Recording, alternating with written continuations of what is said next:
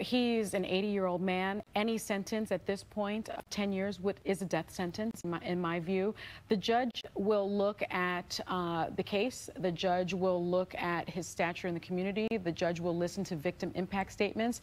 It's very possible that the judge has wide discretion here. So we're looking at any amount of time. It could be no time in prison, or it could be up to 30 years. If the judge decides this is something that needs to send a message to women in our community, that enough is enough, that you can't do this and get away with it, he could very well spend the rest of his life in prison. How likely is it, though, that he wouldn't face any prison time if that's an option that you just pointed out? I have to say, I think that's very unlikely. Again, given the severity of the convictions here, of the verdict, and of his actions, and the moment that we're in terms of accountability for men and aggression towards women, I would be very surprised if he did not serve any time in prison. And we did see Bill Cosby's wife late in this retrial appearing Yes. at the courthouse. Yes, she certainly has stood by her husband. She has been very supportive of him.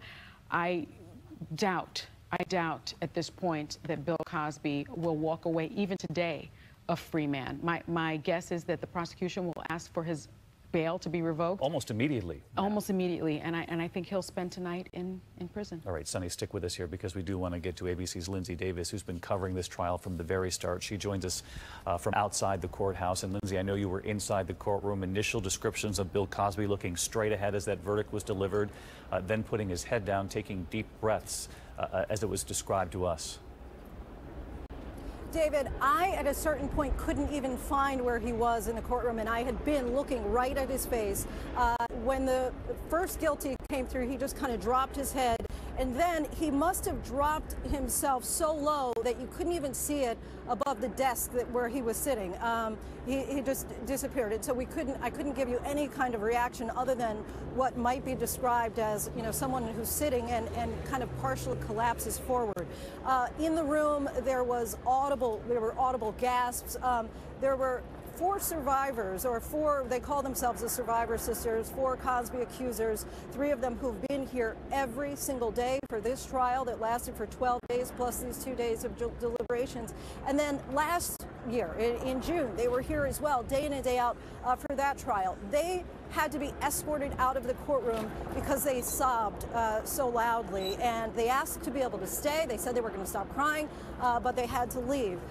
They were overcome, 3 of them that were escorted out, 1 was able to stay, but just overcome with so much emotion that many of these accusers, going back to the 1980s, saying, and in some cases beyond that, but saying that they had been drugged and sexually assaulted by Bill Cosby.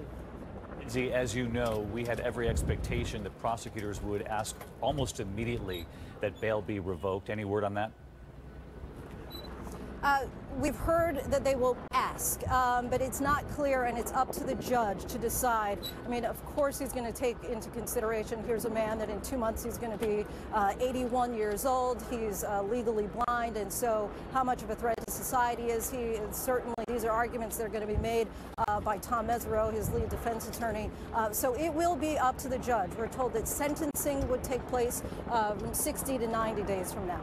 As you mentioned, his defense team there, they had made the argument that I mentioned with Sonny a moment ago, that this Me Too movement, that Bill Cosby and this retrial had been swept up in that this was a sort of mob mentality. But Lindsay, as you were in the courtroom studying those 7 men, those 5 women who made up this jury, any word from their faces, their expressions as they walked back into the courtroom to deliver this verdict? Clearly, they did not buy that argument.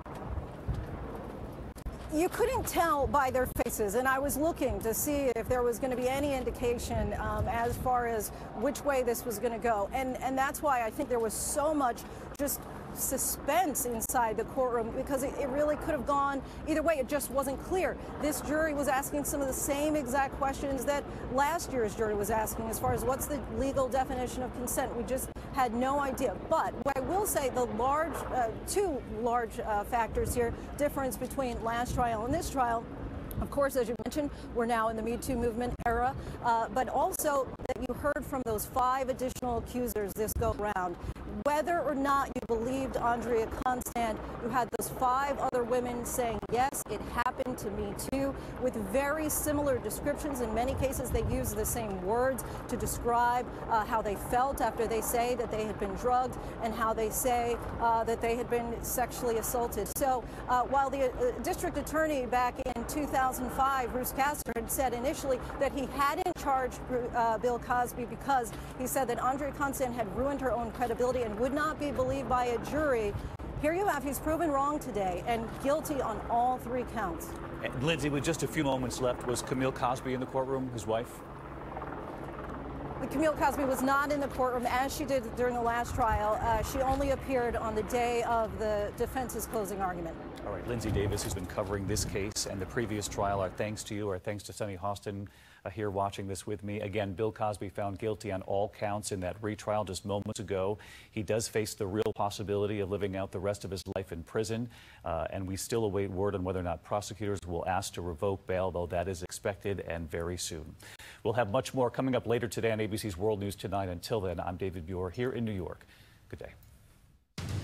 This has been a special report from ABC News.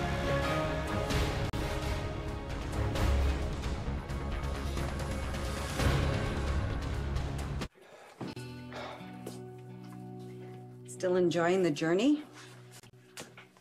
More all the time. I bet that's the phone. Yeah, you can get that. Okay. It's my daughter. You should get that. Okay.